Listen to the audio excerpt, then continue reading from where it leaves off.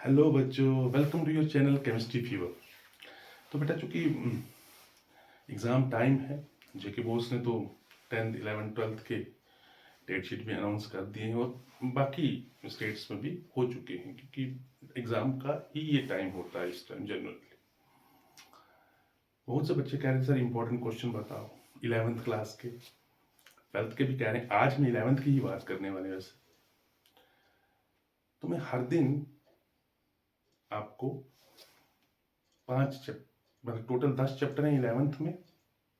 हर दिन मैं 2 चैप्टर्स के इंपॉर्टेंट क्वेश्चन नहीं कहूँगा, मैं रोड मैप कहूँगा, क्योंकि मेरे लिए केमिस्ट्री का हर क्वेश्चन इंपॉर्टेंट है, हर टॉपिक इंपॉर्टेंट है, कहीं से भी आ सकता है सवाल।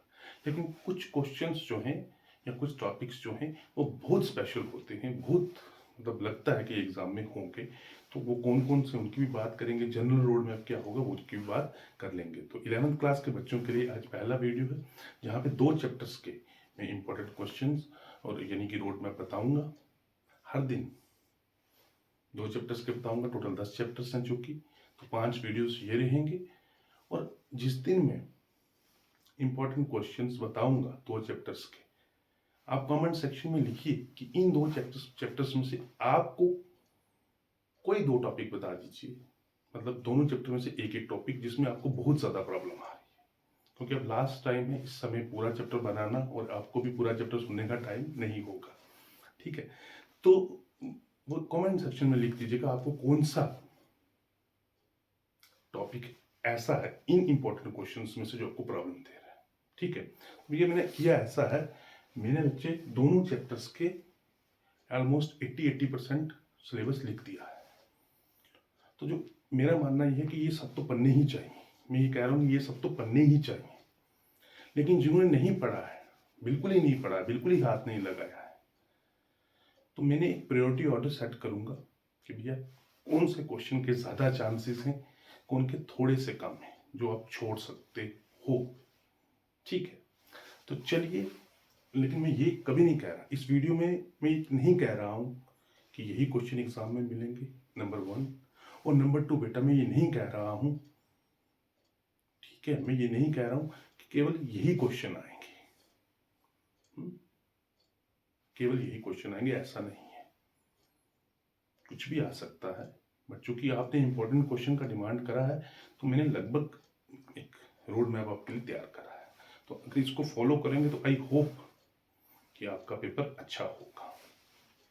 चैप्टर 1 देखिए, बेसिक कॉन्सेप्ट्स इन केमिस्ट्री में। सबसे पहले यहां देखिए, स्क्रीनशॉट मत ले लीजिएगा डायरेक्ट, स्क्रीनशॉट मत लीजिएगा डायरेक्ट, ठीक है, क्योंकि मैं बात करूंगा, बात को सुनो, बहुत खास बात है।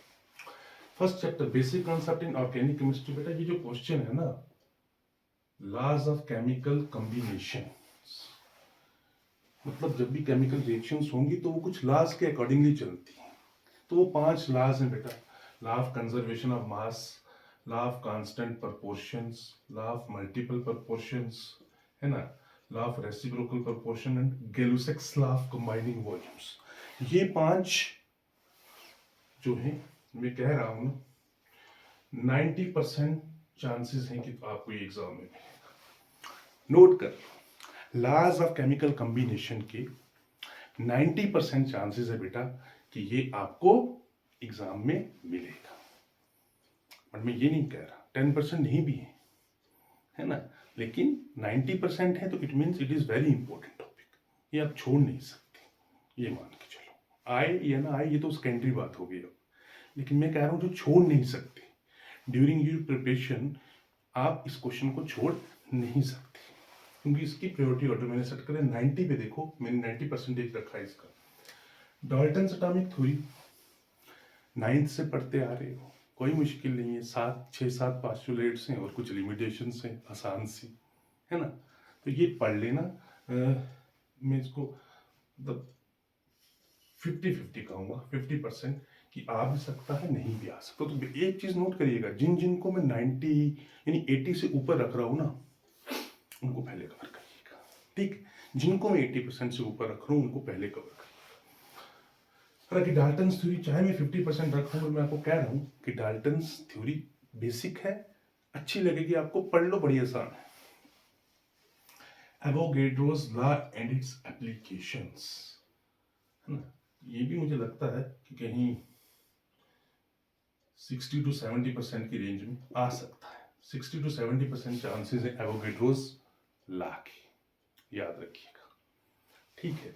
उसके बाद मोल कंसेप्ट, वेरी इंपॉर्टेंट। इसमें से क्वेश्चन ना हो, बड़ा रेयर होता है, तो मैं इसको 90% चांसेस मान रहा हूं। मोल कंसेप्ट को याद रखिएगा, सिंपल पूछ सकता है, right a note on mole concept, लेकिन मैक्सिमम चांसेस ये भी हैं कि मोल कंसेप्ट में से कोई न्यूमेरिकल पूछेगा, और मोल कंसेप्ट के न्यूमेरिकल कोई बहुत बड़े ज़्यादा न्यूमेरिकल, आपको टफ न्यूमेरिकल नहीं होंगे, डिफिकल्टी लेवल उतना ज़्यादा नहीं होगा, बेसिक बेसिक मोल कंसेप्ट के जो न्यूमेरिकल्स है वो आपको मिल जाएंगे, और अगर आप एक दो बार देख लोगे 2-3 टाइप के, तो आप आसानी से कर लोगे, तो वो तुम्हें पेपर में मिल सकता है। इंपेरिकल एंड मॉलिक्यूलर फार्मूला, बहुत ज़्यादा आसान क्वेश्चन है, मत छोड़ो, हल्का फुल्का क्वेश्चन है, तो मैं कह रहा हूँ कि इसके भी 50 to 60% चांसेस हैं पेपर में आने के, ठीक है। तो क्योंकि आसान है, बहुत आसान है, तो कर लेना, हो सकता है पेपर में मिल जाए, ठीक है। रिएक्शंस इन सॉल्यूशन, ये कंसंट्रेशन टर्म्स है, तो इनको मैं 80% चांसेस देता हूँ। जैसे कि इनमें कुछ टर्म्स, कंसंट्रेशन टर्म्स, जैसे कि molality, mass percentage, volume percentage, mole fraction, normality, इनको जब भी पढ़ेंगे ना, पहले इनकी डेफिनेशन पढ़ें और एक एक न्यूमेरिकल हल्का सा कर लें, कोई ज़्यादा डिटेल में मत जाए, क्योंकि जेके बोस में पेपर आना है, सिंपल सा पेपर होगा, कोई ज़्यादा डेप्थ में मुझे लगता नहीं, कोई कम्पिटिटिव नहीं है, एकेडमिक्स का पोर्शन है, तो ज़्यादा कोई वो डिटेल में नहीं देगा। तो समझिए, लॉ ऑफ केमिकल कॉम्बिनेशंस आपको पढ़ के ही जाना है, और मोल कंसेप्ट, ये दोनों, और ये कंसंट्रेशन टर्म्स, ठीक है, मत छोड़िएगा। मैं फर्स्ट चैप्टर में आपको ये रिकमेंड करता हूँ, ठीक है। चलिए देखते हैं अब chapter number second. Chapter number second, 99% chances हैं कि तुमको एटॉमिक मॉडल्स में से एक एटॉमिक मॉडल जरूर मिलेगा। देखो, जे थॉमसन का बहुत छोटा सा मॉडल है, तो ये नेचुरल सी बात है कि वो बड़े लॉन्ग आंसर टाइप में कहीं नहीं मिलेगा, शॉर्ट में मिल सकता है। रुदरफोर्ड का भी, नील बोहर का जो है ये लॉन्ग आंसर में मिल सकता है, क्योंकि इसकी लिमिटेशंस भी पूछेगा, हो सकता है इसकी एप्लीकेशन भी पूछे, हो सकता है इसकी एप्लीकेशन भी पूछे, ठीक है। लेकिन तुम पास्टुलेट्स इसके अच्छे से पढ़ना, नील बोहर के बहुत इंपॉर्टेंट है, और मैं इसको 99% लगा रहा हूँ, और इन तीनों की लिमिटेशंस भी देखना, ठीक है। फोर्थ नंबर का जो एटॉमिक मॉडल है, that is quantum mechanical model, बेटा बहुत इंपॉर्टेंट, इसमें दो सब टॉपिक है, एक है ड्यूल नेचर ऑफ मैटर और हीजनबर्ग अनसर्टेनिटी प्रिंसिपल। बेटा इसको मैं 80% अबव रखता हूँ, चांसेस इसके भी अच्छे खासे हैं, अच्छे खासे चांसेस हैं कि ये भी पेपर में दिख जाए, ठीक है। ऑर्बिट्स और ऑर्बिटल्स का डिफरेंस, हाँ, जब ये पढ़ोगे तो कोई ज़्यादा मुश्किल नहीं है, सिंपल सा है, तो इसको भी हल्का फुल्का सा देख लेना, चांसेस हैं कि कभी कभार पूछ लेता है, तो 50 to 60% रख लो इसको।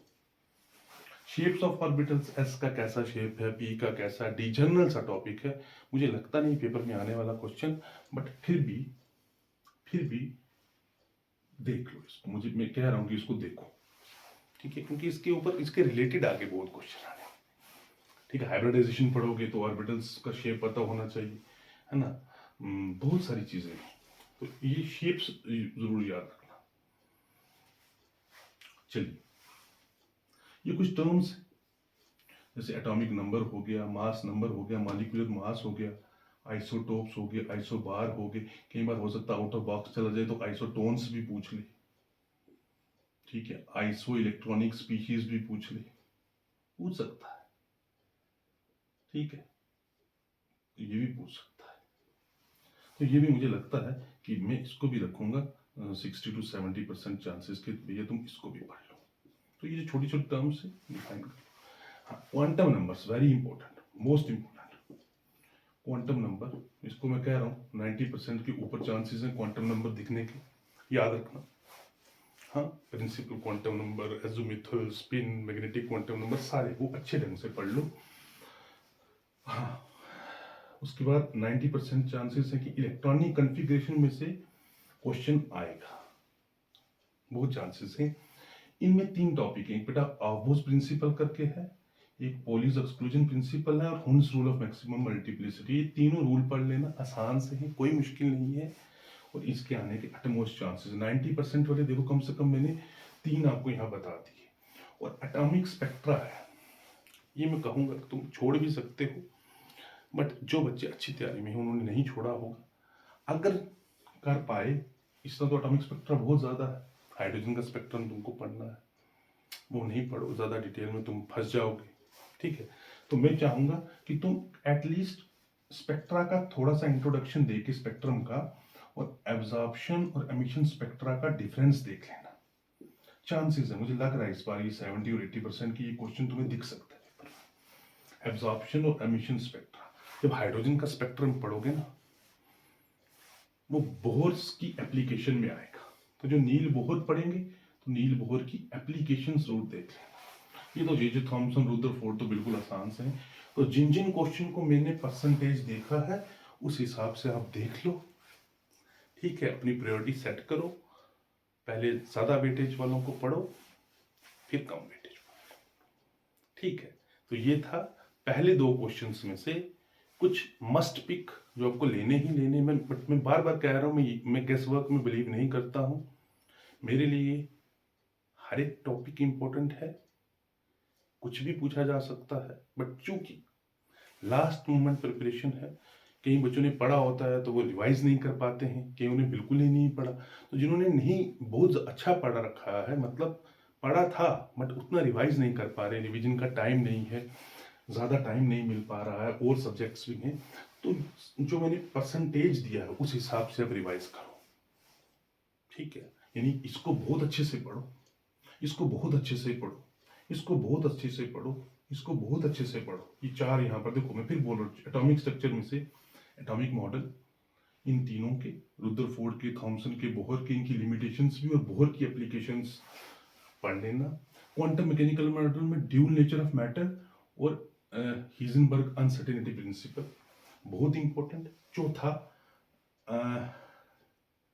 क्वांटम नंबर्स, और 5वां electronic third quantum numbers, and 4th electronic configuration, और उसके ये 3 रूल्स, आबोस, पॉली और Hund's rule of maximum multiplicity. ये 4 बहुत इंपॉर्टेंट है, जरूर देखना, ठीक है। और यहाँ से तो मैंने फर्स्ट चैप्टर में मैंने बता ही दिया है, ठीक है। तो ये था पहले 2 चैप्टर्स का। अब कमेंट बॉक्स में बेटा तुम मुझको बता देना कि ये जो टॉपिक है इनमें किसमें तुम्हें दिक्कत है। बेसिक कंसेप्ट्स इन केमिस्ट्री में भी बता दो एक टॉपिक, और एटॉमिक स्ट्रक्चर में एक टॉपिक। कल तुमको वीडियो मिल जाएगा, मतलब इस वीडियो के रिलीज होने के बाद, जैसे ही कल ही समझ लो, मतलब कल ही समझ लो, अब तो वीडियो रिलीज होगा ही होगा थोड़ी देर बाद, रिलीज तो हो चुका है इनफैक्ट है ना। तो चलिए, जैसे ही ये वीडियो तुम देखोगे कमेंट सेक्शन में डाल देना, तो कोशिश करूँगा मैं कि दूसरे दिन तुमको मिल जाए। So thank you very much, work hard, believe in your self, you can do it. चलिए बाय।